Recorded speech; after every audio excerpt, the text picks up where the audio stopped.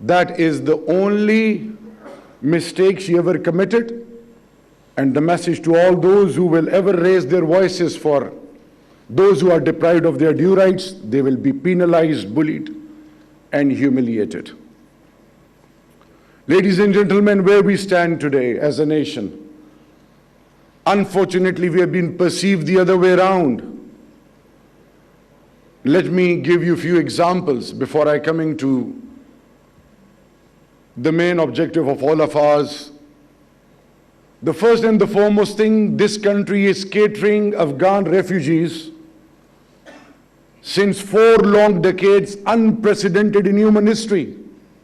1.4 POR card holders, 0.84 million ACC card holders, 0.5 million unregistered, undocumented. We have got a 2,611 kilometers border with Afghanistan, a porous border. Whenever something goes wrong in Afghanistan, people start coming in. We are issuing more than 60,000 visas per month by not even charging a single penny from them. Out of 2.8 million refugees, 68% are living outside camps. All federating units, all the provinces of Pakistan are facilitating them to the core. Their children are provided free education. We are providing more than 50,000 scholarships to them. Our all federating units, when it comes to health, we are providing free medicines, free treatment to every Afghani, irrespective of whosoever he or she is, from any background or any religion or anything which has to do with, which has ultimately divided humanity. But nobody talks about it. Nobody has applauded Pakistan. Had it been another country, they would have been portrayed altogether as a messiah in the entire globe. Another area, 85% of all sorts of drugs are being manufactured, unfortunately, in Afghanistan. Pakistan is playing a role of a first line of defense against all sorts of drugs. Illegal immigrants, Pakistan is playing a pivotal role regarding that. Brexit is a classic example. In Europe, in the overall political dynamics have changed regarding illegal immigrants. But this country is hosting not only refugees, but has played a role which needs moral assistance and appreciation of the prosperous world. Another area which I would like to share with you. We are the only country. We have been hearing since day one to do more. And now this country, through state-of-the-art approach, through artificial intelligence, we have become the first country which has come up with a data, the largest ever in the human history, where now we have got data of all those who were ever charged for any sort of narcotics or drugs across the globe. We have got 250 accredited sites. It is the most well thought out approach which was applauded by Interpol, all the key stakeholders, and not only for drugs, but for money laundering as well. Another area, we have, when it comes to war on terror, I have lost 3 family members, just like you. I was living in Germany, and while I was heading a multinational company, one single telephone call changed my life because I lost my father, my brother, and my mother because of those subversive activities who played havoc with what this country, unfortunately, at one point in time was. You name anything, we have witnessed that. Our children were slaughtered. Excellencies, that is one side of the story, but nobody talks about Pakistan. Nobody at any level has ever appreciated Pakistan. And on the other side, what is happening in India? This RSS Modi mantra, true replica of Nazis, where humanity is pleading and bleeding forceful conversion. Anyone in the name of Islam is bullied. Those who are from the performing art, the top-notch actors in the last 3 months, Modi, he would be inviting Shah Rukh, Salman and all the key performers of India just to convey and confuse the international community.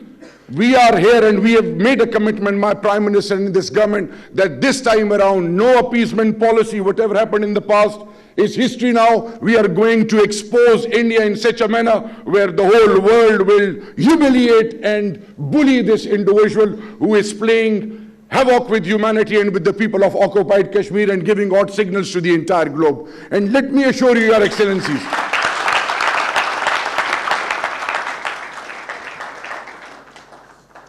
when we talk of humanity, interfaith harmony, I give you an example that I studied from a missionary school. Those who have been perceived the other way around, those who have been considered intolerant or extremists, why they would be allowing a missionary school to be a part of the south of Khyber Pakhtunkhwa 50 years ago? Why would we be opening Kartarpura? What is the message? The message to the entire globe and the message after ASEA verdict. This country of ours, when it comes to rule of law and supremacy of law, nobody now in the name of religion, sect or anything will ever use this motherland of ours or anything related to Pakistan in any manner. They will be made an example, they will be penalized, even if he or she is the part of the cabinet or any key portfolio. Let me assure you, this government of ours has made a commitment, and for the very first time, civil, military, all are on the same page. And the first and foremost priority for all of us is human dignity and humanity, and there will be no compromise on that. The message is loud and clear. Ladies and gentlemen, one another area which I would like to share with all of you. Who better understand the agony and frustration of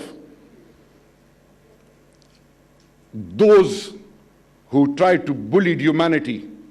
The classic example, being a student of international politics, Europe gone through the most difficult phases of all time. Those who were at a dragger's dawn are living now a life which we all desire.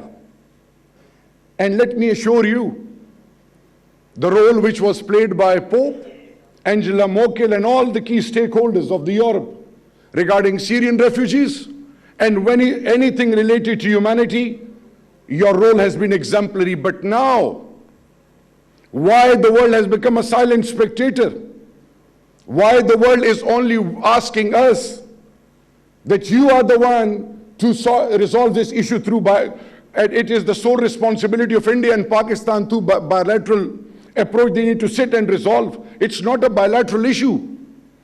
It's a humanitarian issue.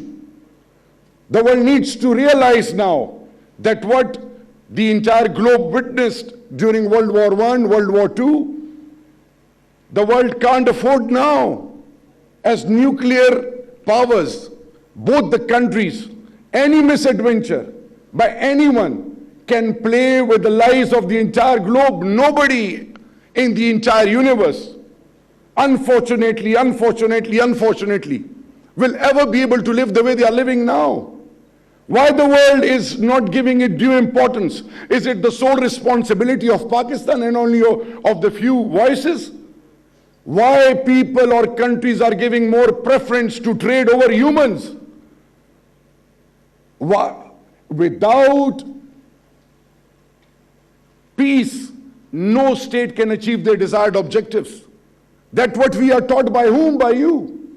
Even what we are witnessing today is only one thing, and that is that if something goes wrong in Pakistan, it's highlighted in such a manner as this country has become a scar on the face of humanity. But what is happening in Chicago, what is happening in India, in occupied India, or any other part of the world, nobody talks about it. Why double standards? This country has made it a point now that no matter what, our commitment is with humanity. We will always become the voice for the deprived ones. We will never compromise, and we will never become silent spectators We won't listen, do more. Now this time around, the world has to do more. The prosperous world has to come forward and they need to do more. Ladies and gentlemen, this country has given blood for peace. I am fighting your war. For your coming generation, this country is fighting your war. We have lost more than 80,000 people. But still, the world is confused about Pakistan. When it comes to sect and religion, whether it is Catholic or Protestant or any other sect of Christianity, any crime of an individual in Europe is considered an individual crime. But if an individual who is insane does something wrong, automatically different terminologies come out in the shame of Islamophobia and whatnot. Why these double standards are still taking place when Europe and the prosperous world has witnessed everything with their own eyes? With one stroke of a pen, Modi, who was not even allowed to visit US and Europe, he was the one who was responsible for all those more than 3,000 innocent humans who were killed in the name of religion in Gujarat. And then he was not even allowed to visit Europe and America. And once he becomes the head of the state, what makes him the most pious person now? Who will decide and which forum will decide? Do we really have to go just like the way we took that case? The Indians took that case, but we defended in shape of Kulbhushan Yadav. And this time around, it's a commitment. And it's a commitment with all those who are going through pain and agony. We will take Modi to International Court of Justice, and time will prove that he was the one who was the scar on the name of humanity in India.